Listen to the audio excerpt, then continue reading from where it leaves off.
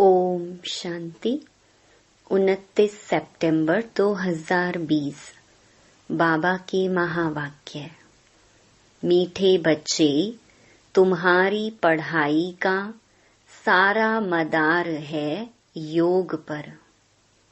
योग से ही आत्मा पवित्र बनती है, विकर्म विनाश होते हैं।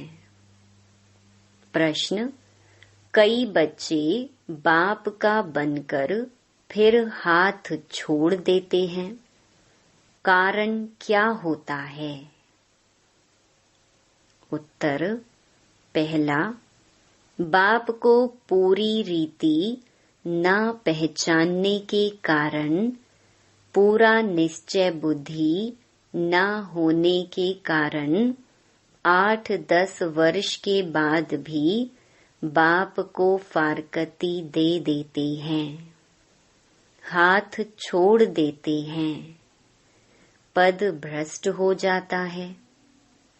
दूसरा, क्रिमिनल आई होने से माया की ग्रहचारी बैठ जाती है, अवस्था नीचे ऊपर होती रहती है तो भी पढ़ाई छूट जाती है। ओम शांति। रूहानी बच्चों प्रति रूहानी बाप समझा रहे हैं। अभी समझते हो कि हम सब रूहानी बेहद के बाप के बच्चे हैं। इनको बाप दादा कहा जाता है। जैसे तुम रूहानी बच्चे हो, वैसे यह ब्रह्मा भी रूहानी बच्चा है शिव बाबा का। शिव बाबा को रथ तो जरूर चाहिए ना, इसलिए जैसे तुम आत्माओं को ऑर्गन्स मिले हुए हैं कर्म करने के लिए, वैसे शिव बाबा का भी यह रथ है, क्योंकि यह कर्म क्षेत्र है जहाँ कर्म करना होता है। वह है घर जहाँ आत्माएं रहती हैं। आत्मा ने जाना है हमारा घर शांति धाम है, वहाँ यह खेल नहीं होता, बत्तियां आदि कुछ नहीं होती, सिर्फ आत्माएं रहती हैं। यहाँ आती हैं पाठ बजाने। तुम्हारी बुद्धि में है यह बेहद का ड्रामा है। जो एक्टर्स हैं उन्हों की एक्ट शुरू से लेकर अंत तक तुम बच्चे नंबरवार पुरुषार्थ अनुसार जानते हो। यहाँ कोई साधु संत आदि नहीं समझाते हैं। यहाँ हम बच्चे बेहद के बाप पास बैठे हैं। अब हमको वापस जाना है, पवित्र तो जरूर बनना है आत्मा को। ऐसे नहीं कि शरीर भी यहाँ पवित्र बनना है, नहीं, आत्मा पवित्र बनती है। शरीर तो पवित्र तब बने जब 5 तत्व भी सतो प्रधान हो। अब तुम्हारी आत्मा पुरुषार्थ कर पावन बन रही है। वहाँ आत्मा और शरीर दोनों पवित्र होते हैं, यहाँ नहीं हो सकते। आत्मा पवित्र बन जाती है तो फिर पुराना शरीर छोड़ती है, फिर नए तत्वों से नए शरीर बनते हैं। तुम जानते हो हमारी आत्मा बेहद के बाप को याद करती है व नहीं करती है। यह तो हरेक को अपने से पूछना है। पढ़ाई का सारा मदार है योग पर। पढ़ाई तो सहज है, समझ गए हैं कि चक्र कैसे फिरता है। मुख्य है ही याद की यात्रा। यह अंदर गुप्त है, देखने में थोड़े ही आता है। बाबा नहीं कह सकते कि यह बहुत याद करते हैं व कम। हाँ, ज्ञान के लिए बता सकेंगे कि यह ज्ञान में बहुत तीखा है। याद का तो कुछ देखने में नहीं आता है। ज्ञान मुख से बोला जाता है, याद तो है अजपा जाप। जाप अक्षर भक्ति मार्ग का है। जाप माना कोई का नाम जपना। यहाँ तो आत्मा को अपने बाप को याद करना है। तुम जानते हो, हम बाप को याद करते करते पवित्र बनते बनते मुक्ति धाम शांति धाम में जाकर पहुँचेंगे। ऐसे नहीं कि ड्रामा से मुक्त हो जाएंगे। मुक्ति का अर्थ है दुख से मुक्त हो, शांति धाम जाए, फिर सुख धाम में आएंगे। पवित्र जो बनते हैं वह सुख भोगते हैं। अपवित्र मनुष्य उन्हों की खिदमत करते हैं। पवित्र की महिमा है, इसमें ही मेहनत है। आँखें बड़ा धोखा देती हैं, गिर पड़ते हैं। नीचे ऊपर तो सबको होना पड़ता है। ग्रहचारी सबको लगती है। भल बाबा कहते बच्चे भी समझा सकते हैं। फिर कहते हैं माता गुरु चाहिए, क्योंकि अब माता गुरु का सिस्टम चलता है। आगे पिताओं का था। अभी पहले पहले कलश माताओं को मिलता है। माताएं मेजॉरिटी में हैं। कुमारियां राखी बांधती हैं पवित्रता के लिए। भगवान कहते हैं काम महाशत्रु है, इस पर जीत पहनो। रक्षा बंधन पवित्रता की निशानी है। वो लोग राखी बांधते हैं, पवित्र तो बनते नहीं हैं। वह सब है आर्टिफिशियल राखी, कोई पावन बनाने वाले नहीं हैं। इसमें तो ज्ञान चाहिए। अभी तुम राखी बांधते हो, अर्थ भी समझाते हो, यह प्रतिज्ञा कराते हैं। जैसे सिख लोगों को कंगन निशानी होती है, परंतु पवित्र तो बनते नहीं। पतित को पावन बनाने वाला सर्व का सद्गति दाता एक है। वह भी देहधारी नहीं है। पानी की गंगा तो इन आँखों से देखने में आती है। बाप जो सद्गति दाता है, उनको इन आँखों से नहीं देखा जाता। आत्मा को कोई भी देख नहीं सकते कि वह क्या चीज है। कहते भी हैं हमारे शरीर में आत्मा है, उनको देखा है? कहेंगे नहीं। और सब चीजें जिसका नाम है वह देखने में जरूर आती हैं।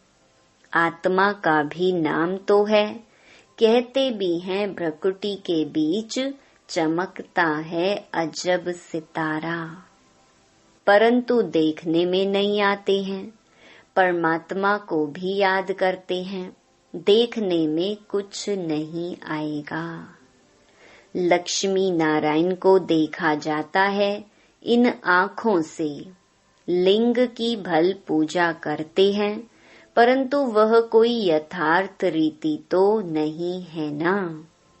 देखते हुए भी जानते नहीं है परमात्मा क्या, यह कोई नहीं जान सकते। आत्मा तो बहुत छोटी बिंदी है, देखने में नहीं आती है। ना आत्मा को न परमात्मा को देखा जा सकता है, जाना जाता है। अभी तुम जानते हो हमारा बाबा आया हुआ है इनमें।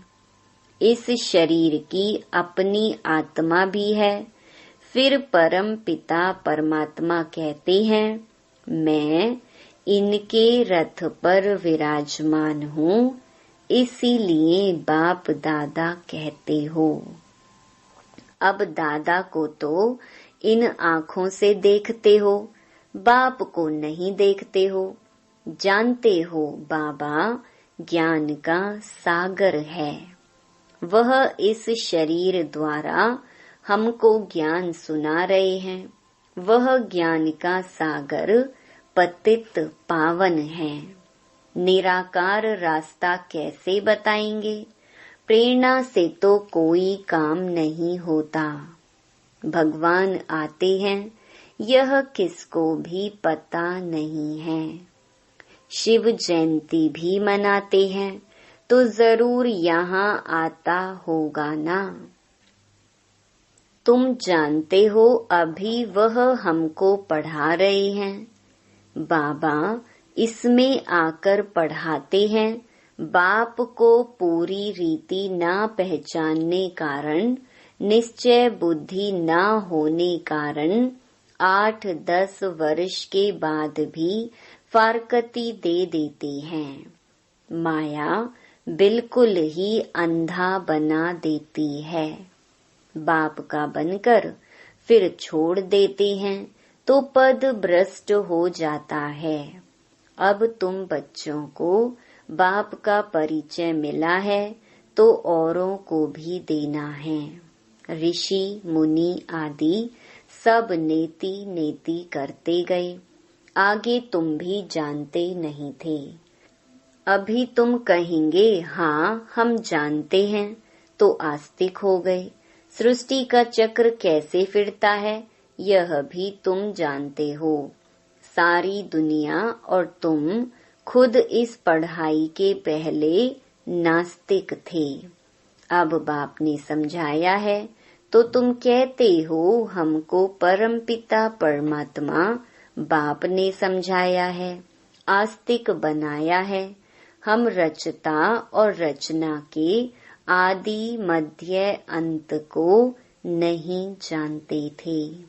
बाप है रचता, बाप ही संगम पर आकर नई दुनिया की स्थापना भी करते हैं और पुरानी दुनिया का विनाश भी करते हैं। पुरानी दुनिया के विनाश के लिए यह महाभारत लड़ाई है, जिसके लिए समझते हैं उस समय कृष्ण था। अभी तुम समझते हो निराकार बाप था, उनको देखा नहीं जाता है। कृष्ण का तो चित्र है, देखा जाता है। शिव को देख नहीं सकते। कृष्ण तो है सतयुग का प्रिंस, वही फीचर्स फिर हो न सके। कृष्ण भी कब कैसे आया यह भी कोई नहीं जानते। कृष्ण को कंस की जेल में दिखाते हैं। कंस सतयुग में था क्या? यह कैसे हो सकता? कंस असुर को कहा जाता है। इस समय सारी आसुरी संप्रदाय है ना, एक दो को मारते काटते रहते हैं। दैवी दुनिया थी, यह भूल गए हैं। ईश्वरीय दैवी दुनिया ईश्वर ने स्थापन की, यह भी तुम्हारी बुद्धि में है, नंबरवार पुरुषार्थ अनुसार। अभी तुम हो ईश्वरीय परिवार, फिर वहाँ होंगे दैवी परिवार।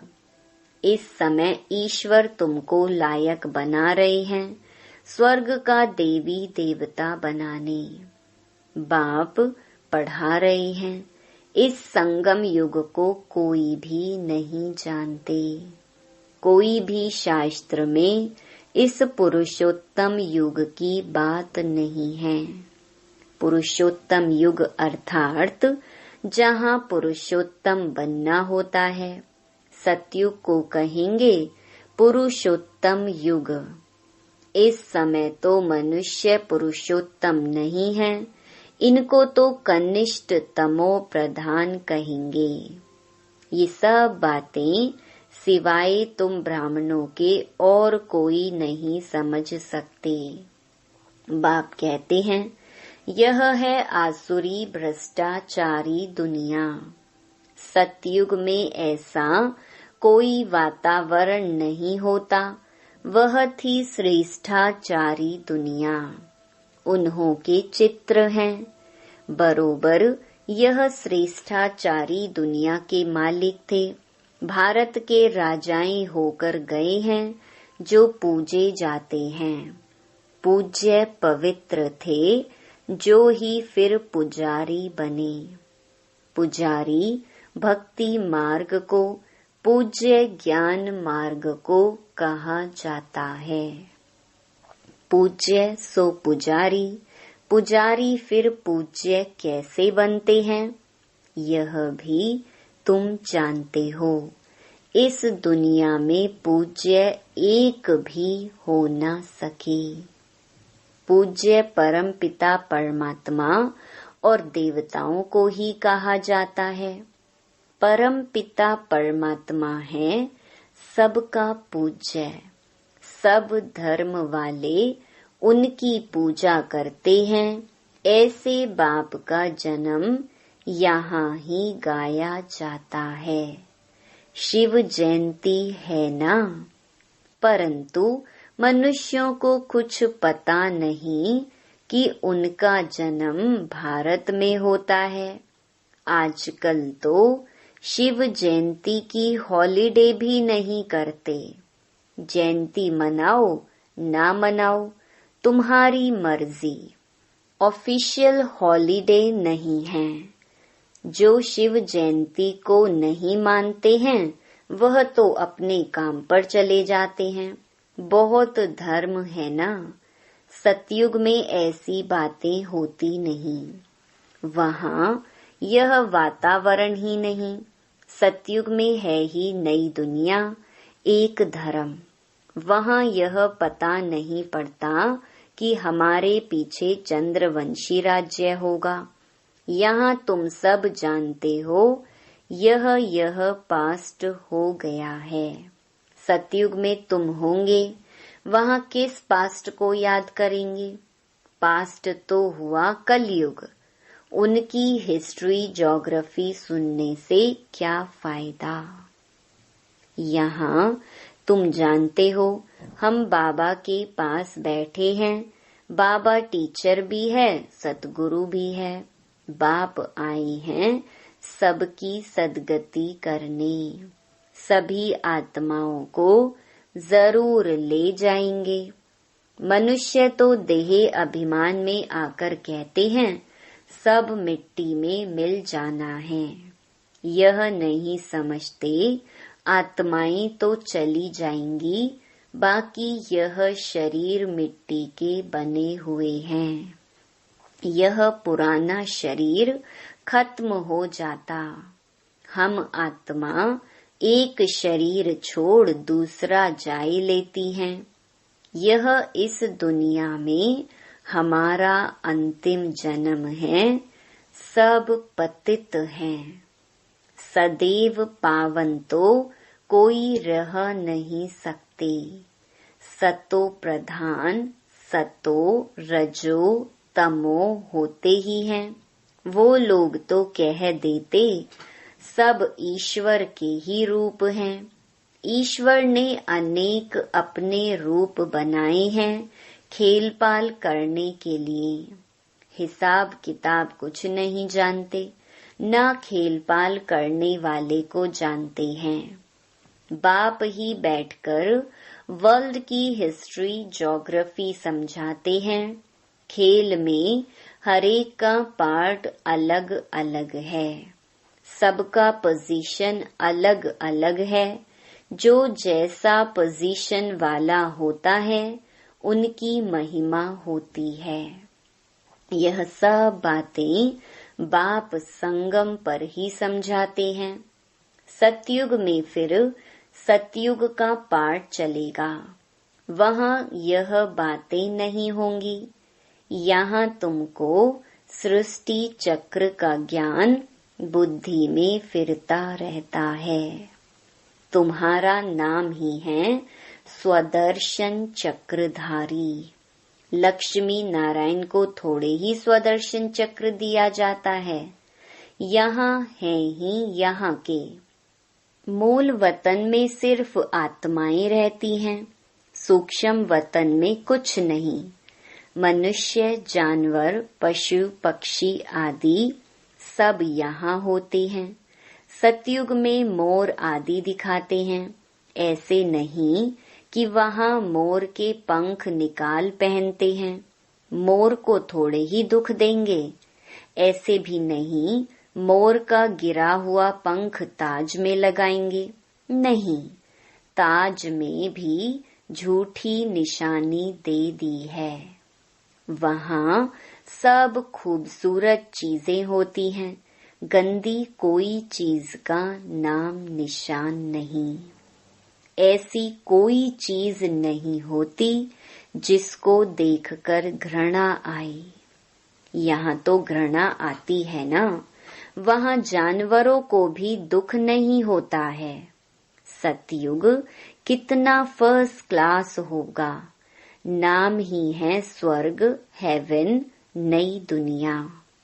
यहाँ तो पुरानी दुनिया में देखो, बरसात के कारण मकान गिरते रहते हैं, मनुष्य मर जाते हैं, अर्थक्वेक होगी, सब दबकर मर जाएंगे।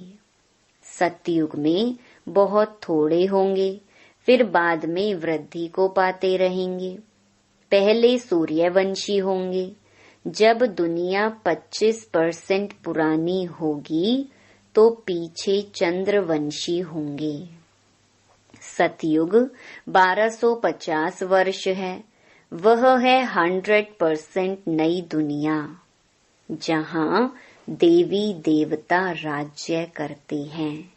तुम्हारे में भी बहुत इन बातों को भूल जाते हैं। राजधानी तो स्थापन होनी ही है, हार्ट फेल नहीं होना है। पुरुषार्थ की बात है, बाप सभी बच्चों से एक समान तदबीर माना पुरुषार्थ कराते हैं। तुम अपने लिए विश्व पर स्वर्ग की बादशाही स्थापन करते हो। अपने को देखना है, हम क्या बनेंगे। अच्छा, मीठे मीठे सिकिलधे बच्चों प्रति माता पिता बाप दादा का याद प्यार और गुड मॉर्निंग। रूहानी बाप की रूहानी बच्चों को नमस्ते। धारणा के लिए मुख्य सार। पहला, इस पुरुषोत्तम युग में स्वर्ग के देवी देवता बनने की पढ़ाई पढ़कर स्वयं को लायक बनाना है। पुरुषार्थ में हार्ट फेल, दिल शिकस्त नहीं होना है। दूसरा, इस बेहद के खेल में हर एक्टर का पार्ट और पोजीशन अलग अलग है। जैसी जिसकी पोजीशन, वैसा उसे मान मिलता है। यह सब राज समझ वर्ल्ड की हिस्ट्री ज्योग्राफी का सिमरन कर स्वदर्शन चक्रधारी बनना है। वरदान, श्रीमत से मनमत और जनमत की मिलावट को समाप्त करने वाले सच्चे स्व कल्याणी भव। बाप ने बच्चों को सभी खजाने स्व कल्याण और विश्व कल्याण के प्रति दिए हैं, लेकिन उन्हें व्यर्थ तरफ लगाना, अकल्याण के कार्य में लगाना, श्रीमत में मनमत और जनमत की मिलावट करना, यह अमानत में खयानत है। अब इस खयानत और मिलावट को समाप्त कर रूहानियत और रहम को धारण करो। अपने ऊपर और सर्व के ऊपर रहम कर स्व कल्याणी बनो। स्व को देखो, बाप को देखो, औरों को नहीं देखो। स्लोगन: सदा हर्षित वह रह सकते हैं जो कहीं भी आकर्षित नहीं होते हैं। ओम शांति।